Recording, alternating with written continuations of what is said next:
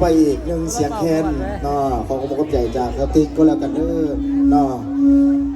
เอารายการสุดท้ายปฏิพี่น้องเอ้ยเนาะศิลปะพื้นบ้านของชาวเมืองจำพรของพวกเราเนาะมีเสียงแคนเสียงสะไนเสียงลำคอนสวรรค์จากนอกนักเรียนที่มาหลายภาคส่วนในมื้อนี้เนาะของเมืองจำพรของพวกเราอันนี้แม่นรายการสุดท้ายเนาะบัดนี้เนาะเจ้าสำหรับรายการสุดท้ายนี้ก็จะเป็นรายการเป่าแคนลำคอนสวรรค์ถึงจะเป่าถึงเมื่อกี้นี้เนาะมาตรฐานได้หับฟังเสียงแคนจากรุ่นน้อยรุ่นกลางวันนี้เราจะมาฟังเสียงลำรุ่นอาวุโส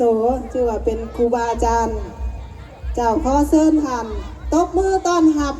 การแสดงเป่าแคนในจังหวะลำคอนสวรรค์จากท่านอาจารย์เพชรชมพูผาทีพทนทานเจ้าจากพี่น้องชาวบ้านแก่เกาะกลางขอเองแล้วขอโทษเด้อมาบอกกันสิว่าจักดอกซื้อเนาะบ่ได้ไปล้ำดอกมาเป่าแคนสิดอก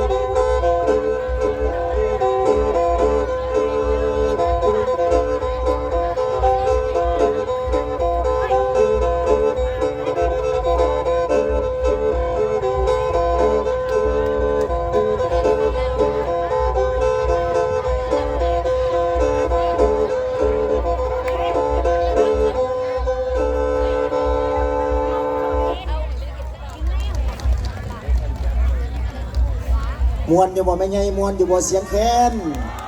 โอ้ยเสียงแคนอยู่บ่ไหนคนเล่าอยู่บ่นั่นเด้อพี่น้องเด้อห้องใส่กันอยู่ป่าอยู่ดงพุ่นได้ยินเสียงแคนแล้วแม่โหลดคนเล่า